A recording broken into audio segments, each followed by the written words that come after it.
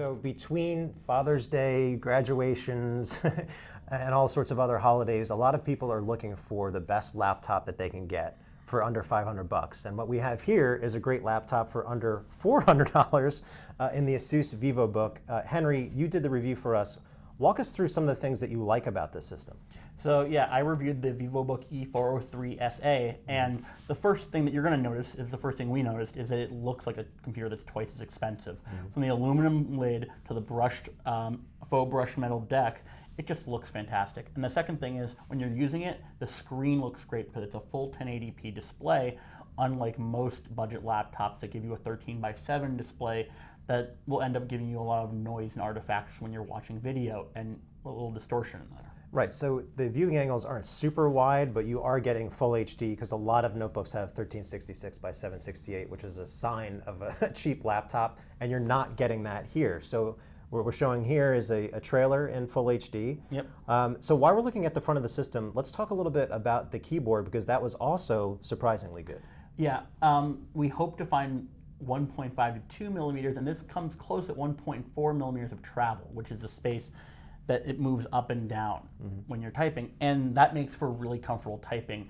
And I was able to write sections of my review on this keyboard, on this notebook, which I can't say for a lot of budget notebooks that we get in, where it's about 1.0 maybe. Right. And it's just, your fingers hit the deck really hard when that happens because there's much less room to move. So one of the things that surprised me when I was editing the review is that you're getting a USB-C port. So where is it, and why is that important for people who are buying?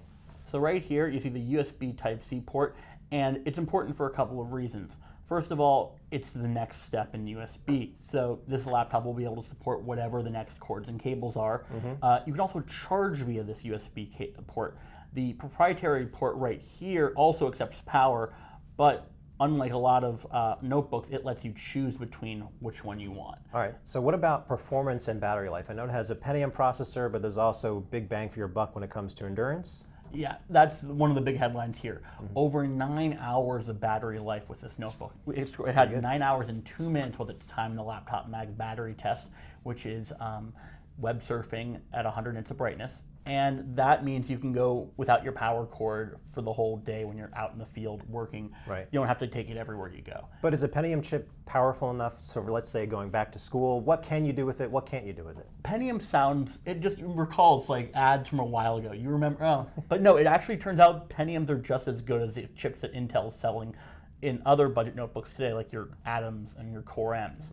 This is solid performance for multitasking, and I was able to split my screen between Chrome, which had a dozen tabs open, and a streaming 1080p video, and it was responsive, no lag, no issues with any sort of performance in that regard. So are there any strikes against the system? So if you flip the notebook, you'll see where we had its problem, the underside. We prefer to use this notebook on a table like we have here, because when you use it in your lap, you might realize it's getting a little warm. We noticed it got a fever of 104 degrees in the Laptop Mag test for heat, watching HD video for 15 minutes. Okay. And that's a little hot, but at the same time, at this price, for that to be the only strike against it is remarkable, and it's not the worst thing in the world. So what's the bottom line for people who are looking for a budget laptop? Would you recommend this? I've been recommending this to everybody I've talked to who's looking for a new computer. Even my dad, who wants a 15 or a 17-inch screen, I told him, trust me, those are going to give you a 1366 by 768 pixel display, because bigger screens don't usually get, especially for budget notebooks, don't get full HD 1080p display. And this is under 4 pounds, right? This is 3.2 pounds, which Wow. you can carry it everywhere. So the portability is amazing, especially without the cord, and then it gives you a great screen. So even the people who want bigger screen laptops should take a look at this. So I'm recommending this to practically everybody I know. The only people, yeah.